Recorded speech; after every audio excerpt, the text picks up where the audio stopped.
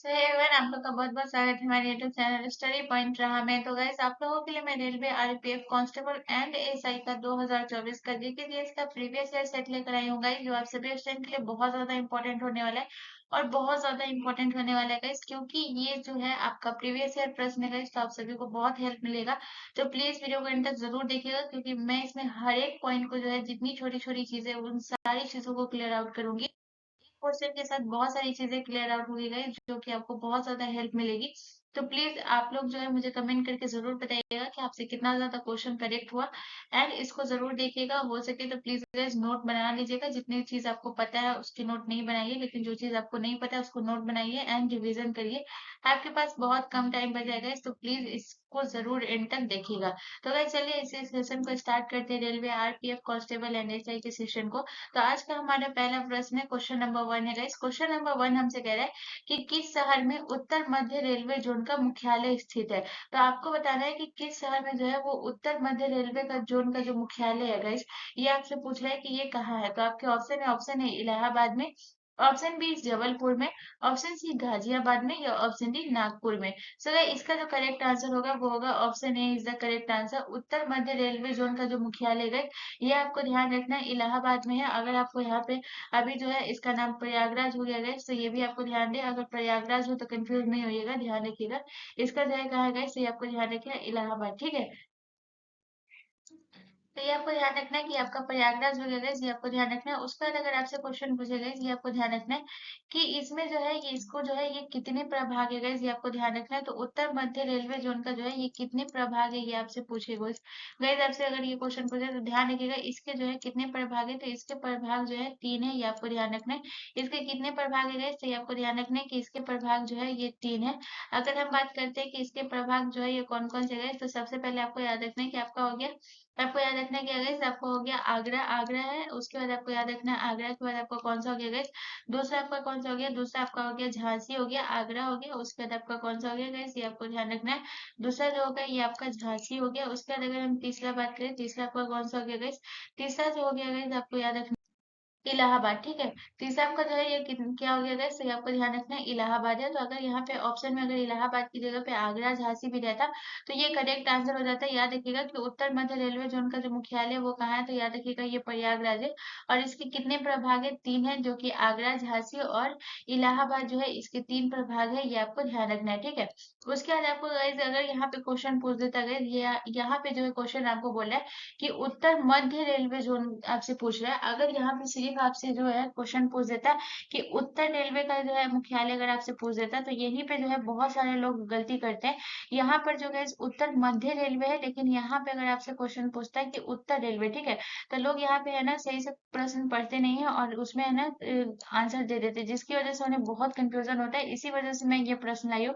तो इसे आपको ध्यान रखना है। तो अगर यहाँ पे अगर आपसे पूछ देता कि उत्तर रेलवे का अगर आपसे मुख्यालय पूछ लेता है, तो याद रखिएगा उत्तर मध्य रेलवे का जो मुख्यालय है ये कहाँ है।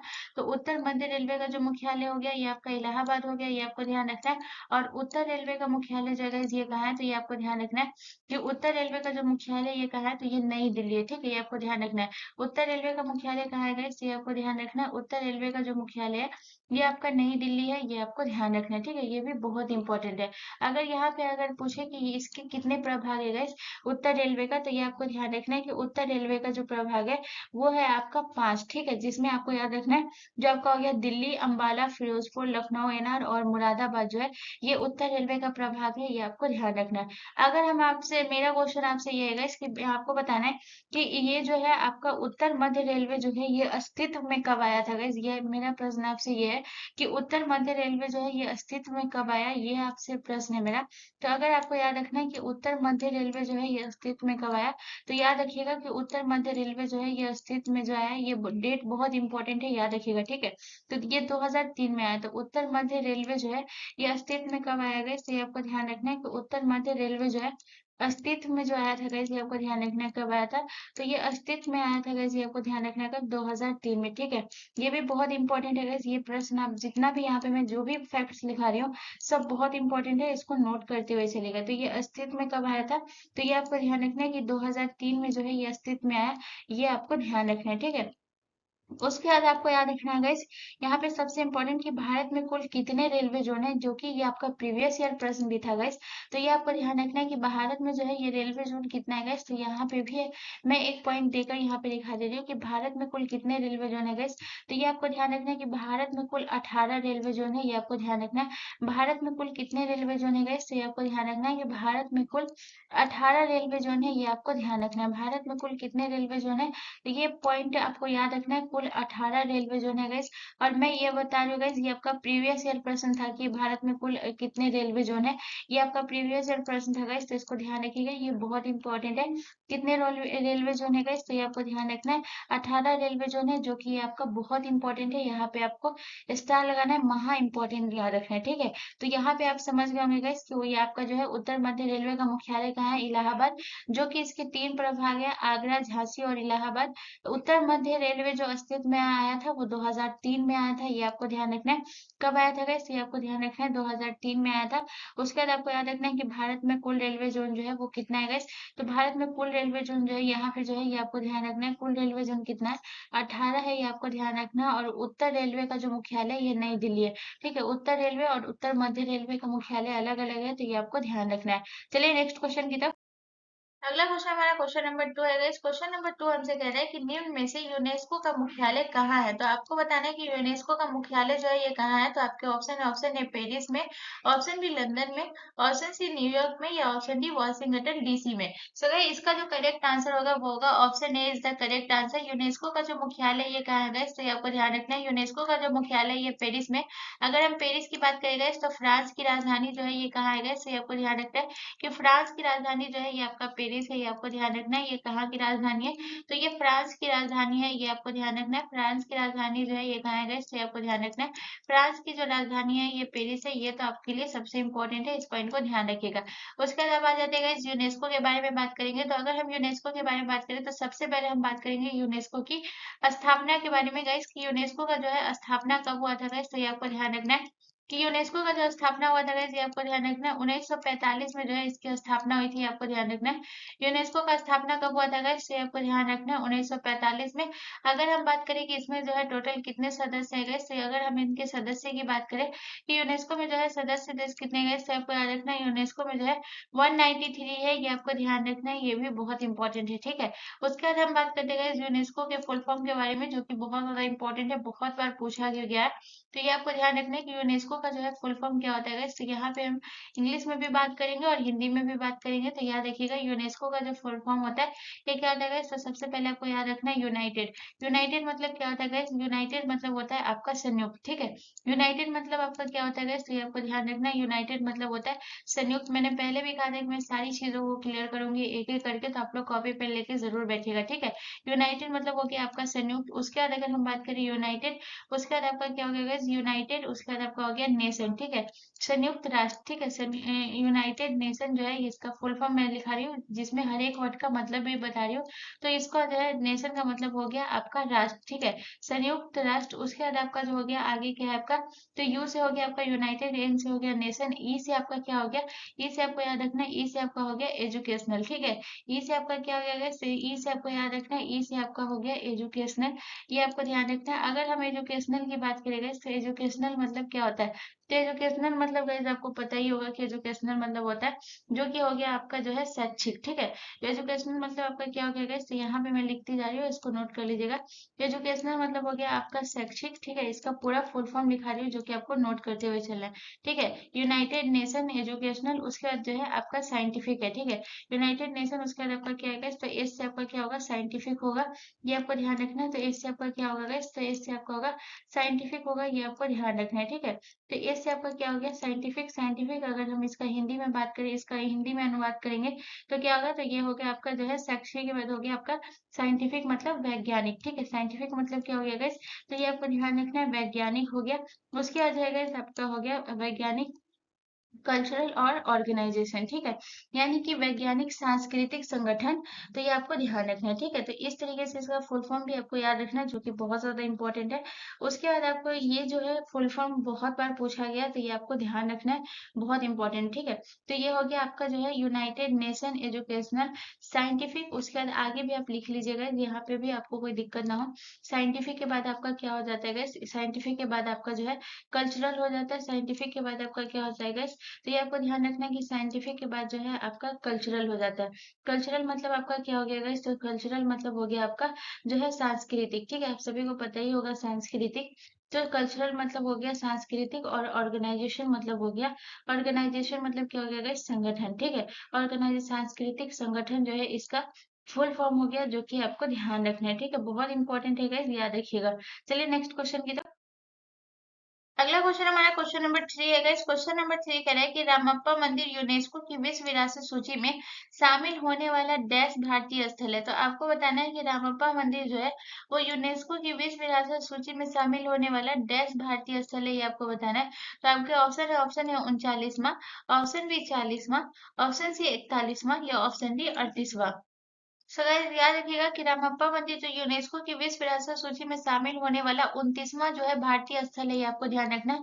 क्या भारतीय स्थल है गाइस, तो ये आपको याद रखना है 29वां भारतीय स्थल है। अगर हम रामप्पा मंदिर की बात करें तो सबसे पहले हम इसके राज्य की बात करेंगे गाइस कि रामप्पा मंदिर जो है ये कहाँ है गाइस, तो ये आपको याद रखना है कि रामप्पा मंदिर जो है ये तेलंगाना में, ये आपको ध्यान रखना है। रामप्पा मंदिर कहाँ है, तो याद रखिएगा तेलंगाना में है।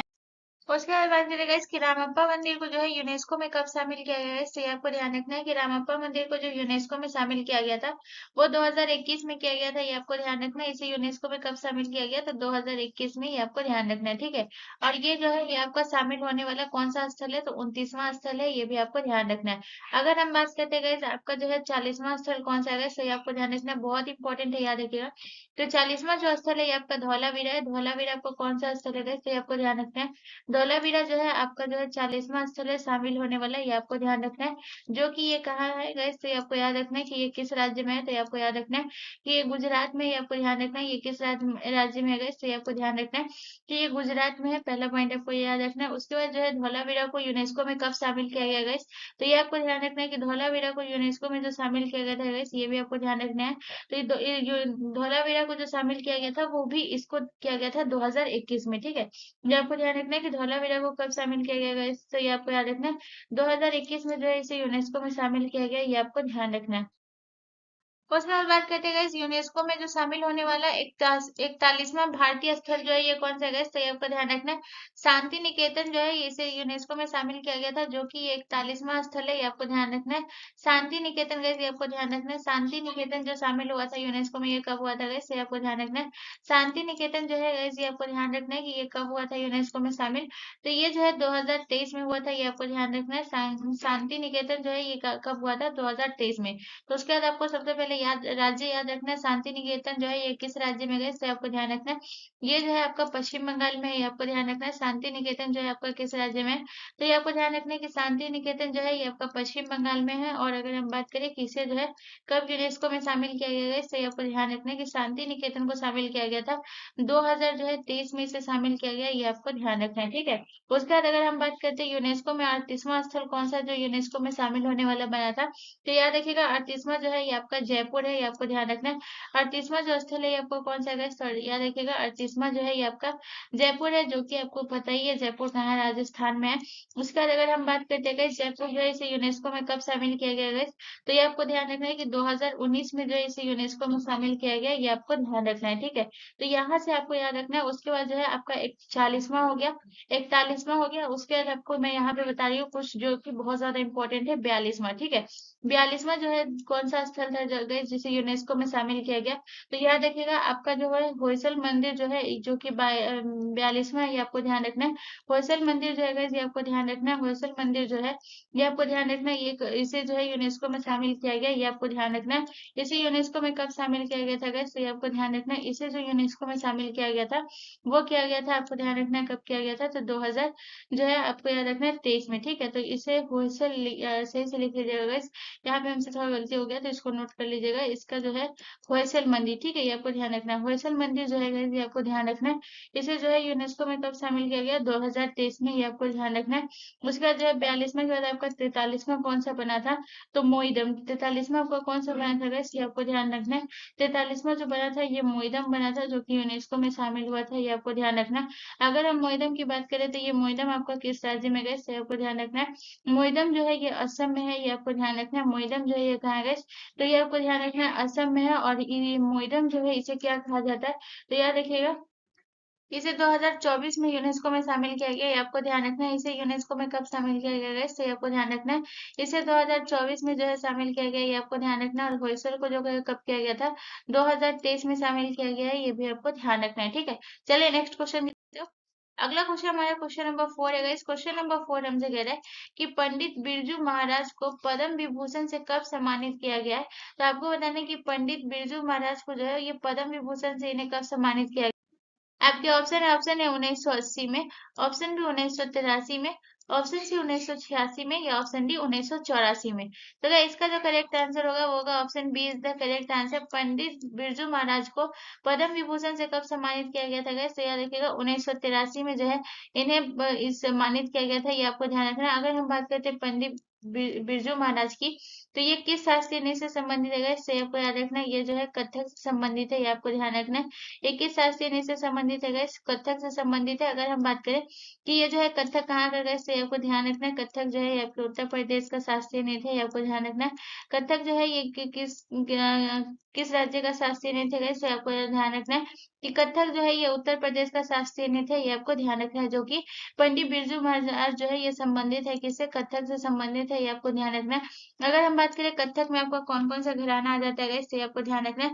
कथक में जो है आपका कौन कौन सा घराना आता है गाइस? तो आपको ध्यान रखना है, जयपुर घराना, लखनऊ घराना, ये सब आपको याद रखना है, जो कि ये सब कथक में आता है, ये आपको ध्यान रखना है।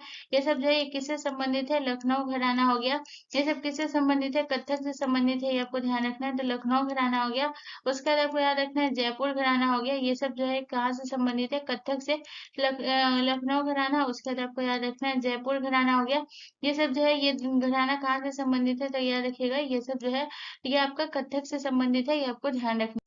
उसके बाद एक और घराना गाइस याद रखिएगा, जो कि है बनारस घराना। ये भी कहाँ से संबंधित है गाइस? ये आपको ध्यान रखना है।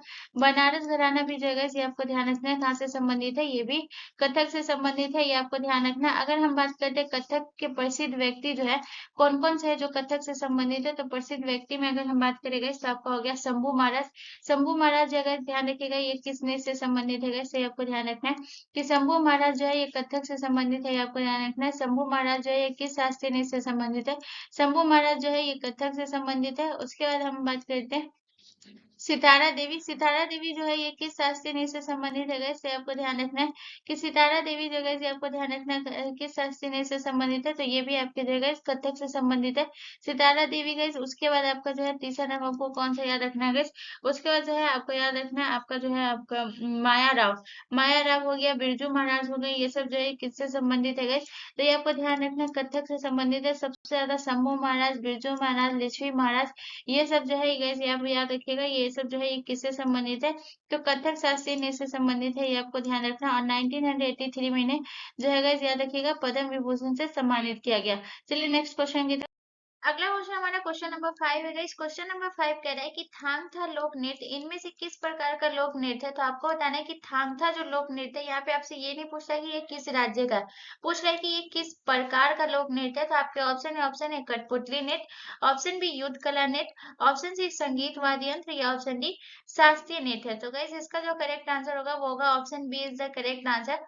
थांग था लोक नृत्य जो है ये किस प्रकार का लोक नृत्य है गाइस? तो ये आपको याद रखना है ये जो है एक युद्ध कला नृत्य है, ये आपको ध्यान रखना है। अगर हम बात करें कि थांगथा जो है ये किस राज्य से संबंधित है गाइस? तो ये आपको ध्यान रखना है ये किस राज्य से संबंधित है, तो ये आपको याद रखना है ये मणिपुर से संबंधित है। ये किस राज्य का डांस है गाइस? तो ये आपको ध्यान रखना है मणिपुर का है, ठीक है। उसके बाद आपको याद रखना है गाइस इसमें बहुत ज्यादा इंपॉर्टेंट है इसका जो है थांगथा का, अगर आपसे इंपॉर्टेंट पॉइंट ये आपसे ये पूछता है कि थांगथा का जो है अर्थ क्या होता है, क्वेश्चन अगर आपसे ये पूछे कि थांगथा का जो है अर्थ क्या होता है गाइस? तो ये आपको ध्यान रखना है कि थांगथा का जो अर्थ होता है वो क्या होता है, ये आपको ध्यान रखना है। तो थांगथा का अर्थ होता है तलवार और भाला, ठीक है। ये आपको ध्यान रखना है कि थांगथा का जो है अर्थ क्या होता है गाइस। तो ये आपको ध्यान रखना है कि थांगथा का जो अर्थ होता है ये तलवार और भाला होता है, जो कि ये आपका प्रीवियस ईयर प्रश्न था, पूछा गया था गाइस। तो ये आपको ध्यान रखना है कि थांगथा का अर्थ क्या होता है गाइस। तो ये आपको ध्यान रखना है कि तलवार और भाला जो है, इसका जो है गाइस ध्यान रखिएगा, इसका अर्थ होता है, जो कि बहुत ज्यादा आप मोस्ट इंपोर्टेंट इस पॉइंट को ले लीजिएगा, मोस्ट इंपोर्टेंट है, ये आपको ध्यान रखना है, ठीक है। तलवार और भाला। उसके बाद आपको क्या याद रखना है गाइस, इसके बाद आपको याद रखना है कि इसमें से जो है कौन कौन सा जो है युद्ध कला नृत्य है, ये आपको ध्यान रखना है। तो इसमें से आपको जो है एक आपका जो है थांग था, जो कि मणिपुर का है, जो कि एक ये युद्ध कला नृत्य है। अगर हम बात करते हैं कि और कौन कौन सा आपका युद्ध कला नृत्य है, तो यहाँ पे आपको दो नृत्य और याद रखना, जो कि आपका जो है युद्ध कला नृत्य है। उससे सबसे पहले आपको याद रखना है सिलंबन, ठीक है। ये आपको ध्यान रखना है, ये जो है आपको ध्यान रखना है, ये जो है आपका कहाँ का है, ये भी आपको ध्यान रखना है। तो ये आपका जो है आपको ध्यान रखना कहाँ का है, तो सिलंबम जो है ये गाइस, ये आपको ध्यान रखना कहाँ का है, तो ये है तमिलनाडु का, ठीक है।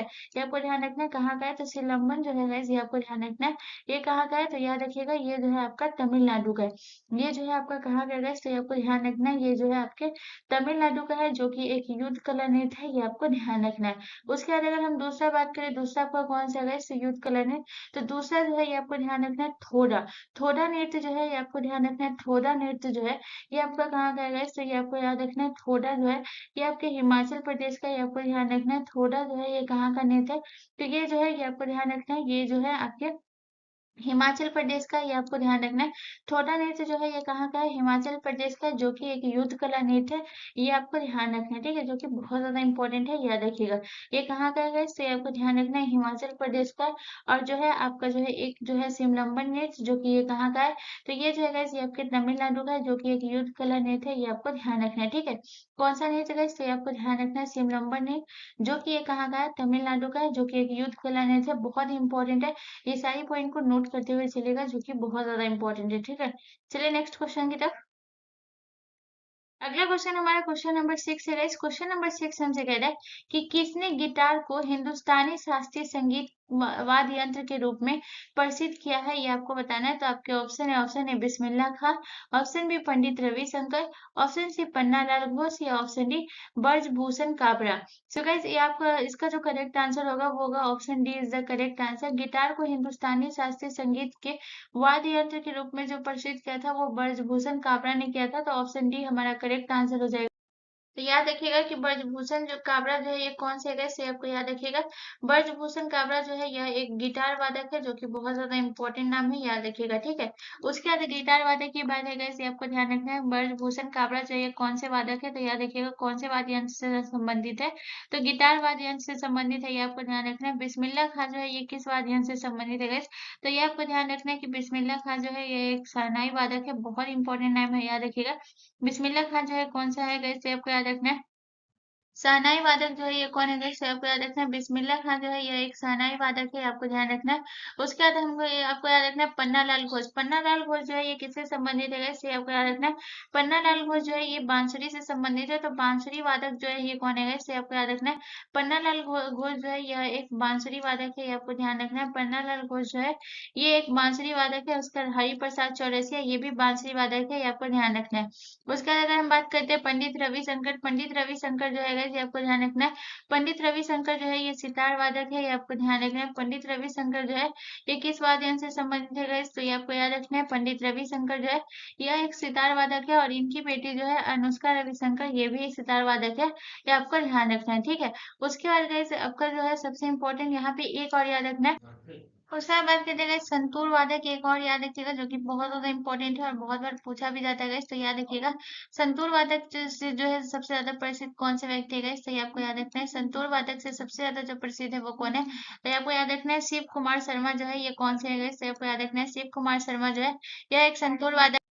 ये आपको याद रखना है कि संतूर वादक जो है कौन है guys? तो आपको याद रखना है संतूर वादक शिव कुमार शर्मा जो है ये किस वाद्य यंत्र से संबंधित है guys? तो आपको याद रखना है शिव कुमार शर्मा जो है यह एक संतूर वाद्य यंत्र से संबंधित है guys, तो आपको याद रखना है।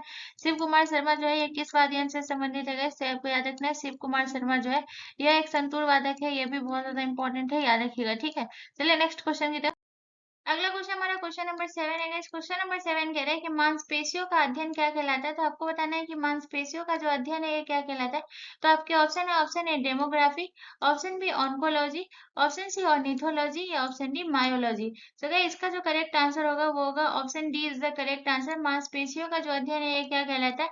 तो ये आपको ध्यान रखना है कि मांसपेशियों का जो अध्ययन है ये मायोलॉजी कहलाता है। ये आपको ध्यान रखना है। डेमोग्राफी की बात करेगा इससे आपको याद रखना है जनसंख्या का अध्ययन जो है ये क्या कहलाता है गाइस। तो ये आपको ध्यान रखना है कि जनसंख्या का जो अध्ययन है गाइस ये क्या कहलाता है।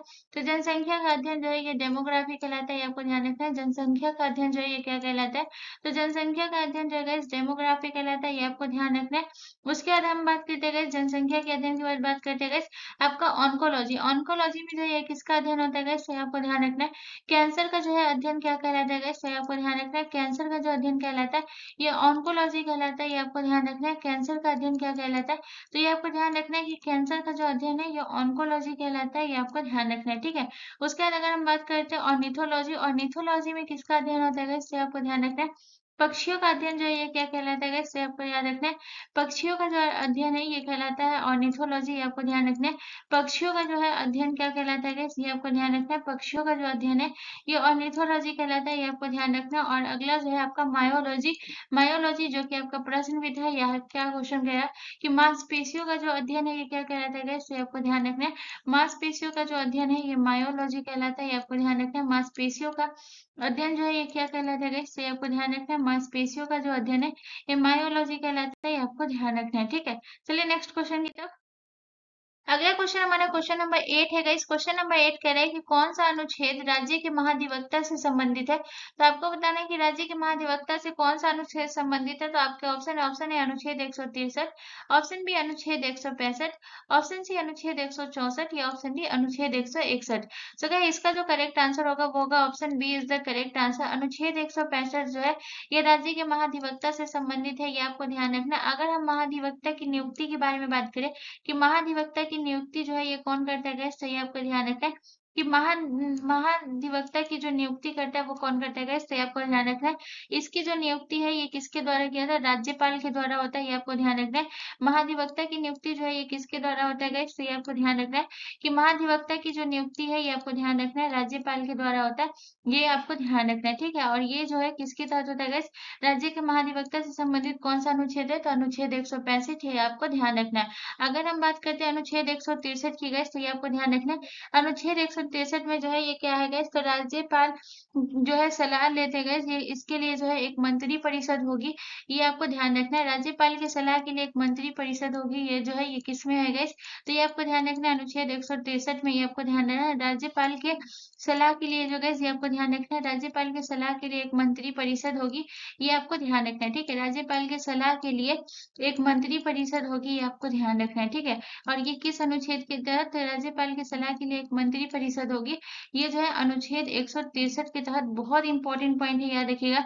ये आपका प्रीवियस ईयर प्रश्न था कि गाइस पूछा गया था कि जब राज्यपाल की सलाह के लिए एक मंत्री परिषद होगी ये संविधान के किस अनुच्छेद के तहत है गाइस, तो ये आपको ध्यान रखना है संविधान के अनुच्छेद 163 के तहत राज्यपाल की सलाह के लिए एक मंत्री परिषद होगी। ये आपको ध्यान रखना है। अगर हम बात करते हैं अनुच्छेद 164, ये जो है ये किससे संबंधित है, तो मुख्यमंत्री की नियुक्ति राज्यपाल के द्वारा जो होती है ये जो है अनुच्छेद 164 के तहत है। ये आपको ध्यान रखना है।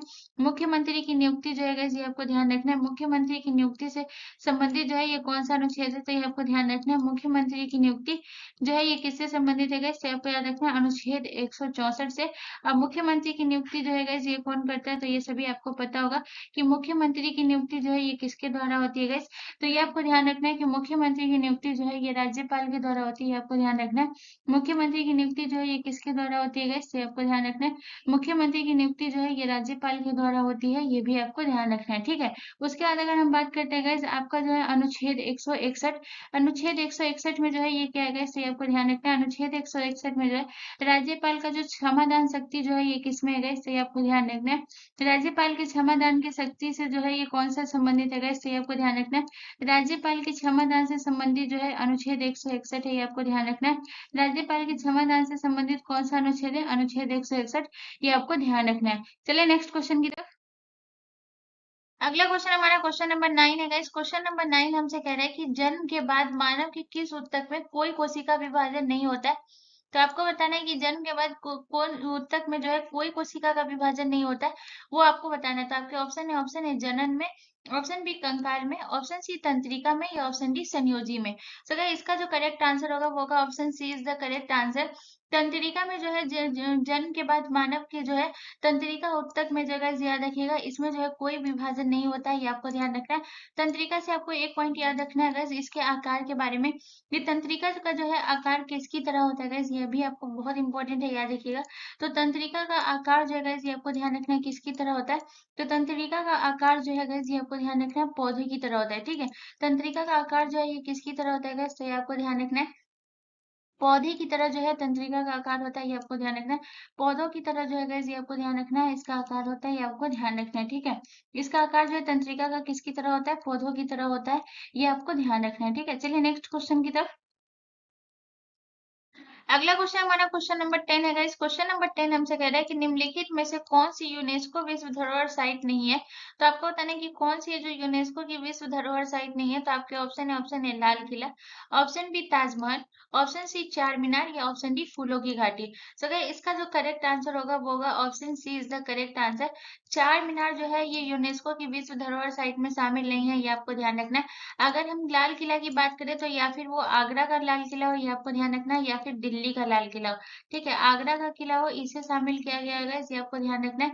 इसे कब शामिल किया गया, तो आगरा के किला को गाइस शामिल किया गया था 1983 में, ये सभी आपको पता ही होगा, ये आपको ध्यान रखना है। 1983 में से शामिल किया गया आगरा को, आगरा के किला को, ये आपको ध्यान रखना है कब किया गया था, 1983 में से शामिल किया गया, ये आपको ध्यान रखना। और अगर दिल्ली के लाल किला की बात करें, दिल्ली के लाल किला की बात करें गाइस, तो दिल्ली का जो लाल किला है गाइस, ये आपको ध्यान रखना है। दिल्ली का जो इसे कब शामिल किया गया था, तो दिल्ली के लाल किला को जो शामिल किया गया था, ये आपको ध्यान रखना है 2007 में इसे शामिल किया गया था, ये आपको ध्यान रखना है, ठीक है। उसके बाद अगर हम बात करें ताजमहल, ताजमहल को कब किया गया था, 1983 में जो है इसे यूनेस्को में शामिल किया गया, ये आपको ध्यान रखना है। उसके बाद बात करते हैं गाइस फूलों की घाटी। फूलों की घाटी जो कि आपका कहाँ है गाइस, ये आपको ध्यान रखना है कि फूलों की घाटी आपका उत्तराखंड में, ये आपको ध्यान रखना है। फूलों की घाटी गाइस आपका कहाँ है गाइस, तो ये आपको ध्यान रखना है, फूलों की घाटी आपका उत्तराखंड में। और इसे यूनेस्को में कब शामिल किया गया गाइस, तो ये आपको ध्यान रखना है 2005 में इसे यूनेस्को में शामिल किया गया, ये भी आपको ध्यान रखना है, ठीक है। चलिए नेक्स्ट क्वेश्चन की तरफ। अगला क्वेश्चन हमारा क्वेश्चन नंबर 11 है गाइस। क्वेश्चन नंबर 11 हमसे कह रहा है कि भारतीय संविधान में 9वीं अनुसूची जो है वो परिवर्तित हुई है, ये आपको बताना है। तो आपके ऑप्शन है प्रथम संशोधन द्वारा, ऑप्शन बी 42वां संशोधन द्वारा, ऑप्शन सी 9वां संविधान संशोधन द्वारा या ऑप्शन डी 8वां संविधान संशोधन द्वारा। तो गाइस इसका जो करेक्ट आंसर होगा वो होगा option A is the correct answer. 9वीं अनुसूची जो पद्धति हुई थी गाइस, ये आपको ध्यान रखना है, ये किस संशोधन के द्वारा, प्रथम संशोधन के द्वारा गाइस, ये आपको ध्यान रखना है। अगर हम बात करते हैं गाइस कि पहले जो है कितना अनुसूची था गाइस, तो ये आपको ध्यान रखना है। पहले जो थी ये 8 अनुसूची थी, उसके बाद जो अनुसूची कितनी हो गई गाइस, तो ये आपको ध्यान रखना है। उसके बाद जो अनुसूची हुई थी ये 12 हुई थी, ये आपको ध्यान रखना है, ठीक है। उसके बाद जो है आपका जो है प्रथम संशोधन हुआ था, जो कि 9वीं अनुसूची जोड़ी गई थी, ये आपको ध्यान रखना है। अगर हम बात करें जो 9वीं अनुसूची है ये किससे संबंधित है गाइस, ये आपको ध्यान रखना है। तो 9वीं अनुसूची जो है ये आपको ध्यान रखना है भूमि सुधार से संबंधित है, ये आपको ध्यान रखना है। 9वीं अनुसूची जो है ये किससे संबंधित है गाइस, तो ये आपको ध्यान रखना है। 9वीं अनुसूची जो है गाइस ये आपको ध्यान रखना है भूमि सुधार से संबंधित है, ये आपको ध्यान रखना है, ठीक है। उसके बाद अगर हम बात करते हैं 10वीं अनुसूची जो है ये किससे संबंधित है गाइस, तो ये आपको ध्यान रखना है। 10वीं अनुसूची जो है दल बदल से संबंधित है, ये आपको ध्यान रखना है। 10वीं अनुसूची जो है ये किससे संबंधित है गाइस, तो ये आपको ध्यान रखना है। दल बदल से संबंधित कौन सा अनुच्छेद अनुसूची है गाइस, आपको ध्यान रखना है। दल बदल से संबंधित जो है ये 10वीं अनुसूची है, आपको ध्यान रखना है। उसके बाद अगर हम बात करते हैं 11वीं अनुसूची, 11वीं अनुसूची में जो है गाइस ये आपको ध्यान रखना है क्या हुआ था, तो 11वीं अनुसूची में जो आपका 73वां संविधान संशोधन हुआ था गाइस, ये आपको ध्यान रखना है। 11वीं अनुसूची जो ये किससे है, तो 11वीं अनुसूची जो है ये आपका किससे है, 73वां संविधान संशोधन जो हुआ था, ये आपका 11वीं अनुसूची जो है इसी से संबंधित है। और जो आपका जो है 12वीं अनुसूची जो है जिसमें जो है 73वां संविधान संशोधन हुआ था, जो कि पंचायती के बारे में हुआ था, पंचायती राज व्यवस्था के बारे में हुआ था गाइस, ये आपको ध्यान रखना है। ये जो है 11वीं अनुसूची में हुआ था। और जो आपका 12वीं अनुसूची इसमें क्या हुआ था गाइस, तो ये आपको ध्यान रखना है आपका नगर पालिका से संबंधित है आपका 12वीं अनुसूची। 12वीं अनुसूची जो है ये किससे संबंधित है गाइस, तो ये आपको ध्यान रखना है। 12वीं अनुसूची जो है ये आपके नगर पालिका से संबंधित है, ये आपको ध्यान रखना है, ठीक है। चलिए नेक्स्ट क्वेश्चन की तरफ। अगला क्वेश्चन हमारा क्वेश्चन नंबर 12 है गाइस। क्वेश्चन नंबर 12 हमसे कह रहा है कि राउत लोक नृत्य निम्नलिखित में से किस राज्य से संबंधित है। तो आपको बताना है कि राउत लोक नृत्य जो है ये किस राज्य से संबंधित है। तो आपके ऑप्शन है, ऑप्शन ऑप्शन ए आपसे पूछ रहा है जम्मू कश्मीर से, ऑप्शन बी उत्तर प्रदेश से, ऑप्शन सी हिमाचल प्रदेश से, या ऑप्शन डी लद्दाख से। तो गाइस इसका जो करेक्ट आंसर होगा वो होगा option A is the correct answer. Jammu Kashmir से आपका राउत जो है ये आपको याद रखना है। ये जो है राउत नृत्य जो है ये किससे संबंधित है, किस राज्य से, तो ये आपको ध्यान रखना है जम्मू कश्मीर से। अगर हम राउत नृत्य के बारे में बात करेंगे तो ये आपको ध्यान रखना है ये जो नृत्य होती है इसका आयोजन जो है ये कब होता है, तो ये आपको ध्यान रखना है सबसे पहले कि ये जो है स्त्रियों के द्वारा किया जाता है। ये नृत्य जो है ये किसके द्वारा किया जाता है, तो ये आपको ध्यान रखना है ये जो नृत्य है राउत नृत्य जो है ये स्त्रियों के द्वारा किया जाता है। ये आपको ध्यान रखना है स्त्रियों के द्वारा किया जाने वाला कौन सा नृत्य है, तो ये आपको ध्यान रखना है स्त्रियों के द्वारा किया जाने वाला जो नृत्य है ये आपको ध्यान रखना है स्त्रियों के द्वारा किया जाता है। ये आपको ध्यान रखना है। उसके बाद अगर हम बात करते हैं दूसरे पॉइंट के बारे में गाइस, ये जो है ये जो आयोजन होता है इसका कब होता है गाइस, ये आपको ध्यान रखना है। इसका जो आयोजन होता है ये फसल कटाई के बाद होता है। ये आपको ध्यान रखना है इसका जो आयोजन है ये कब होता है, तो इसका आयोजन जो होता है ये फसल कटाई के बाद होता है। ये आपको ध्यान रखना है इसका आयोजन कब होता है गाइस, तो ये आपको ध्यान रखना है इसका आयोजन जो होता है ये फसल कटाई के बाद होता है। ये आपको ध्यान रखना है ठीक है। अगर हम बात करें जम्मू कश्मीर के और से लोक नृत्य के बारे में गाइस, तो ये आपको ध्यान रखना है जम्मू कश्मीर के और कौन कौन से लोक नृत्य है, तो ये आपको ध्यान रखना है जम्मू कश्मीर से आपको याद रखना है हफीजा। हफीजा नृत्य जो है ये कहाँ का है गाइस, तो ये आपको याद रखना है हफीजा जो है ये आपको ध्यान रखना है ये भी जम्मू कश्मीर का है। उसके बाद हफीजा के बाद आपको याद रखना है हिकात। हिकात जो है ये कहाँ का है गाइस, तो ये आपको याद रखना है ये भी आपके जम्मू कश्मीर का है। ये आपको ध्यान रखना है ठीक है। अगर उत्तर प्रदेश की बात करेगा तो उत्तर प्रदेश से आपका कौन कौन सा नृत्य संबंधित है, तो याद रखिएगा नौटंकी। नौटंकी जो है ये किस राज्य से संबंधित है गाइस, तो ये आपको ध्यान रखना है नौटंकी जो है ये उत्तर प्रदेश से। उसके बाद आपको याद रखना है कजरी। कजरी जो है ये किस राज्य से संबंधित है, उत्तर प्रदेश से। उसके बाद आपका जो है उत्तर प्रदेश और कौन सा संबंधित है गाइस, तो ये आपको याद रखना है उत्तर प्रदेश से जो है आपका मयूर नृत्य। मयूर जो है ये कहाँ का है गाइस, तो ये आपको याद रखना है मयूर नृत्य जो है ये भी आपके उत्तर प्रदेश का है, जो कि मोर का पंख लगाकर इसका डांस किया जाता है। ये आपको ध्यान रखना है। हिमाचल प्रदेश की बात करेगा तो आपका छपेली। छपेली जो है ये किस राज्य का लोक नृत्य है गाइस, तो ये आपको याद रखना है छपेली जो है ये भी हिमाचल प्रदेश का है। ये आपको ध्यान रखना है। छपेली में क्या होता है गाइस, ये आपको ध्यान रखना है। तो ये जो है इसमें होता है कि इस नृत्य में एक हाथ में रुमाल और एक हाथ में दर्पण लेकर किया जाता है ठीक है। छपेली नृत्य जो है ये क्या होता है गाइस, तो ये आपको ध्यान रखना है ये बहुत इंपॉर्टेंट पॉइंट है, याद रखिएगा। छपेली नृत्य में जो है क्या होता है, तो एक हाथ में रुमाल होता है ठीक है। ये आपको ध्यान रखना है एक हाथ में क्या होता है गाइस, ये आपको ध्यान रखना है एक हाथ में जो है रुमाल ठीक है। एक हाथ में रुमाल होता है गाइस, ये आपको ध्यान रखना है। और एक हाथ में क्या होता है, एक हाथ में रुमाल और एक हाथ में जो होता है गाइस ये आपको ध्यान रखना है एक हाथ में रुमाल और एक हाथ में जो है क्या होता है गाइस, तो ये आपको ध्यान रखना है एक हाथ में जो है दर्पण होता है। ये आपको ध्यान रखना है एक हाथ में रुमाल और एक हाथ में दर्पण होता है। ये आपको ध्यान रखना है ठीक है। उसके बाद अगर हम लद्दाख की बात करें, लद्दाख में आपको कौन सा नृत्य संबंधित है, तो ये आपको याद रखना है गाइस लद्दाख से जो संबंधित है वो है आपका सुंडोल नृत्य। सुंडोल नृत्य जो है ये कहाँ से संबंधित है गाइस, तो ये आपको ध्यान रखना है कि सुंडोल जो है गाइस ये आपको याद रखना है कहाँ से, तो सुंडोल जो है गाइस ये आपको याद रखना है ये लद्दाख से। ये आपको ध्यान रखना है सुंडोल नृत्य जो है ये कहाँ से, तो ये लद्दाख से। ये आपको ध्यान रखना है। चलिए नेक्स्ट क्वेश्चन की तरफ। अगला क्वेश्चन हमारा क्वेश्चन नंबर 13 है गाइस। क्वेश्चन नंबर 13 कह रहा है कि मनुष्य के शरीर में सबसे लंबी कोशिका कौन सी होती है। तो आपको बताना है कि मनुष्य के शरीर की सबसे लंबी कोशिका जो है ये कौन सी है। तो आपके ऑप्शन है, ऑप्शन ए शुक्राणु, ऑप्शन बी तंत्रिका कोशिका, ऑप्शन सी अंडाणु, या ऑप्शन डी इनमें से कोई नहीं। सो गाइस इसका जो करेक्ट आंसर होगा वो होगा option B is the correct answer. सबसे लंबी कोशिका जो है ये कौन सी होती है, तंत्रिका कोशिका जो है ये सबसे लंबी कोशिका होती है। ये आपको ध्यान रखना। उसके बाद अगर हम बात करें सबसे छोटी कोशिका जो है ये कौन सी होती है गाइस, तो ये आपको ध्यान रखना है सबसे छोटी कोशिका जो है ये कौन सी होती है, तो याद रखिएगा सबसे छोटी कोशिका जो होती है ये शुक्राणु होती है। ये आपको ध्यान रखना है सबसे छोटी कोशिका जो है ये कौन सी होती है गाइस, तो ये आपको ध्यान रखना है सबसे छोटी कोशिका जो होती है ये शुक्राणु होती है। ये भी आपको ध्यान रखना है ठीक है। उसके बाद अगर हम बात करें गाइस आपका जो है सबसे बड़ी हो गया सबसे छोटी सबसे लंबी। आप बात करेंगे सबसे बड़ी कोशिका। सबसे बड़ी कोशिका जो है गाइस ये आपकी कौन सी है, तो अंडाणु जो है सबसे बड़ी कोशिका। ये आपको ध्यान रखना है सबसे बड़ी कोशिका जो है ये कौन सी है गाइस, तो ये आपको ध्यान रखना है सबसे बड़ी कोशिका है ये शुक्राणु जो है ये सबसे छोटी कोशिका होती है। और सबसे बड़ी कोशिका जो है ये कौन सी है, तो सबसे बड़ी कोशिका जो है ये अंडाणु है। ये आपको ध्यान रखना है ठीक है। चलिए नेक्स्ट क्वेश्चन की तरफ। अगला क्वेश्चन हमारा क्वेश्चन नंबर 14 है गाइस। क्वेश्चन नंबर 14 हमसे कह रहा है कि निम्नलिखित में से बादशाह नामक पुस्तक किसने लिखी है। तो आपको बताना है कि बादशाह नामक पुस्तक जो है ये किसने लिखी है। तो आपके ऑप्शन है अब्दुल हमीद लाहौरी ने, ऑप्शन बी जियाउद्दीन बर्नी ने, ऑप्शन सी गुलबदन बेगम ने, या ऑप्शन डी अबुल फजल ने। तो गाइस इसका जो करेक्ट आंसर होगा वो होगा option A is the correct answer. Abdul Hamid Lahori जो है ये आपको ध्यान रखना है। अगर हम बात करें कि ये किनके शासनकाल के गए तो ये आपको ध्यान रखना है ये शाहजहां काल के जो गए यहाँ पे जो पॉइंट लिखा रहे हो याद रखिएगा ताकि आपको इससे याद रहेगा। तो शाहजहां काल के जो गए पहले ये जो है हामिद लाहौरी जो थे शाहजहां काल के जो गए ये आपको ध्यान रखना है यात्री थे। ठीक है, ये शाहजहां काल के जो है यात्री थे ये आपको ध्यान रखना है। लेकिन बाद में जो गए ये आपको ध्यान रखना है लेकिन जो है गैस यात्री थे लेकिन बाद में जो है ये क्या बने। तो गैस बाद में जो है ये आपको याद रखना है कि दरबारी इतिहासकार बने। बाद में ये क्या बने गए तो ये आपको ध्यान रखना है बाद में जो है गैस ये आपको ध्यान रखना है दरबारी इतिहासकार बने। अब्दुल हमीद लाहौरी जो है बाद में दरबारी इतिहासकार बने जो कि इन्होंने बादशाह नामक पुस्तक दरबारी इतिहासकार बने जो कि इन्होंने बादशाह नामक पुस्तक जो है इन्होंने लिखा था जिनके बारे में जो है शाहजहां के काल के बारे में बहुत सारी चीजों के बारे में उसका वर्णन किया गया। ये आपको ध्यान रखना है। ठीक है, तो दरबारी इतिहासकार लिख लीजिएगा। दरबारी इतिहासकार बने ये आपको ध्यान रखना है। ठीक है, अगर हम बात करते गए जियाउद्दीन बर्नी की, जियाउद्दीन बर्नी ने जो है क्या लिखा था तो ये आपको ध्यान रखना है तारीख फिरोज शाही जो है तारीख फिरोज शाही पुस्तक के लेखक कौन है गाइस।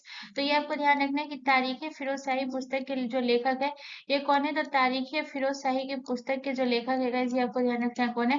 तो तारीख फिरोज शाही पुस्तक के लेखक है जियाउद्दीन बर्नी। ये आपको ध्यान रखना है तारीख फिरोज शाही पुस्तक के लेखक कौन है गाइस। तो ये आपको ध्यान रखना है तारीख फिरोज शाही पुस्तक के लेखक जो है ये जियाउद्दीन बर्नी है। ये आपको ध्यान रखना है। ठीक है, उसके बाद हम बात करते गए तो आपको ध्यान रखना है गुलबदन बेगम। गुलबदन बेगम जो आप सभी को पता ही होगा हुमायूं नामा।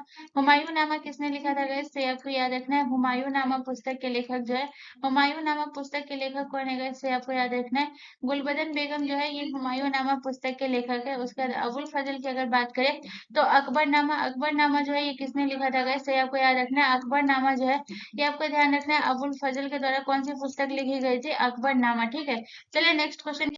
अगला क्वेश्चन हमारा क्वेश्चन नंबर 15 है गाइस। क्वेश्चन नंबर 15 कह रहा है कि किस वर्ष सीमा सुरक्षा बल की स्थापना की गई थी। तो सीमा सुरक्षा बल की स्थापना जो है ये कब की गई थी। तो आपके ऑप्शन है 1965 में, ऑप्शन बी 1960 में, ऑप्शन सी 1962 में, या ऑप्शन डी 1970 में। तो गाइस इसका जो करेक्ट आंसर होगा वो होगा option A is the correct answer. सीमा शुल्क बल की जो सीमा सुरक्षा बल की जो है स्थापना की गई थी गाइस ये आपको याद रखना है 1965 में जो है सीमा सुरक्षा बल की स्थापना की गई थी। इसके साथ साथ और कौन कौन सा तो पहला आपका जो है सीमा सुरक्षा बल हो गया। उसके बाद और बात करते हैं 1965 में और कौन कौन सी स्थापना की गई थी गाइस। तो ये आपको ध्यान रखना है सीमा सुरक्षा बल हो गया। उसके बाद आपको याद रखना है जो आपका हो गया सशस्त्र बल, पुलिस सशस्त्र बल और सीमा सुरक्षा बल। ठीक है, यानी कि इसकी जो स्थापना हुई थी ये कब हुई थी तो ये आपको ध्यान रखना है 1 दिसंबर को हुई थी। 1 दिसंबर 1965 में हुई थी। ये आपको ध्यान रखना है 1 दिसंबर 1965 में हुई थी। ये आपको ध्यान रखना है। उसके बाद अगर हम बात करें गाइस ये जो है सीमा सुरक्षा बल की भी स्थापना हुई थी 1965 में। और अगर आपसे पूछ ले कि जो है भारत के केंद्रीय सशस्त्र बल, यहाँ पे जो है आपको एक और पॉइंट याद रखना है कि केंद्रीय सशस्त्र बल की स्थापना कब हुई थी गाइस। तो ये आपको ध्यान रखना है कि केंद्रीय सशस्त्र बल, ठीक है, केंद्रीय सशस्त्र बल की स्थापना जो है ये कब हुई थी गाइस। तो ये आपको ध्यान रखना है केंद्रीय सशस्त्र बल की स्थापना जो हुई थी गाइस ये आपको ध्यान रखना है केंद्रीय सशस्त्र बल की स्थापना जो है गाइस ये कब हुई थी गाइस। ये आपको याद रखना है केंद्रीय सशस्त्र बल की स्थापना जो हुई थी ये भी 1965 में हुई थी। ये आपको ध्यान रखना है केंद्रीय सशस्त्र बल की स्थापना जो है ये कब हुई थी गाइस। तो आपको ध्यान रखना है केंद्रीय सशस्त्र बल की स्थापना जो हुई थी ये हुआ था 1965 में। ये आपको ध्यान रखना है ये कब हुआ था तो 1965 में हुआ था। ये आपको ध्यान रखना है। तो guys railway RPF constable and SI का जो आज का जो सेशन है वो समाप्त होता है। अगर आपको कोई भी कंफ्यूजन है कहीं से भी कुछ पूछना है तो आप मुझे कमेंट करके जरूर पूछिएगा, मैं जरूर उसका आंसर करूंगी। और गाइज आप लोगों को चीजें समझ में आई है, आप लोगों को मैं अच्छे से एक्सप्लेन कर पाई हूँ तो प्लीज गाइज चैनल को जरूर सब्सक्राइब कर लीजिएगा एंड बेल आइकन पे जरूर क्लिक कर लीजिएगा। मिलते हैं नेक्स्ट वीडियो में गाइज, धन्यवाद।